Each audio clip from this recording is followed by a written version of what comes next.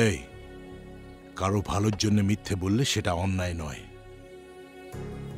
কিন্তু কোনো সত্যের কারণে কারো মৃত্যু হলে সেটা ভয়ঙ্কর। যদি সত্যি বলে দিতাম তাহলে এই ঘরে আমায় থাকতে দিতে?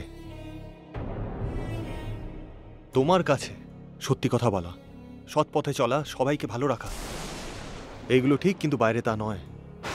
আগে যিনি নত হতেন তাকে সম্মান দেওয়া হতো, এখন যে মারতে জানে তাকে সম্মান দেওয়া হয়। আগে ভুলটাকে ভুল দেখানোর জন্য প্রমাণের দরকার পড়তো না, কিন্তু এখন সত্যিটাকে সামনে আনার জন্য প্রমাণ দরকার পড়ে। সময়ের সাথে সাথে তোমাকেও নিজের চিন্তাধারা বদলাতে হবে দাদা। তার জন্য কি গুন্ডামি করবে? এই বাড়ির কিছু নিয়ম আছে, এই পরিবারের কিছু সংস্কার আছে, এখানে থাকতে হলে সেগুলো মেনে চলতে হবে। বেরিয়ে যাও এই বাড়ি থেকে। রাজা, ও শুনছো? এ তুমি কি বলছো? বাইরের কেউ কোনো ভুল করলে আমি তাকে ক্ষমা করি না। তাহলে তুমি বলো, নিজের কেউ ভুল করলে কি করে ক্ষমা করব আমি? ওকে এখান থেকে চলে যেতে বলো।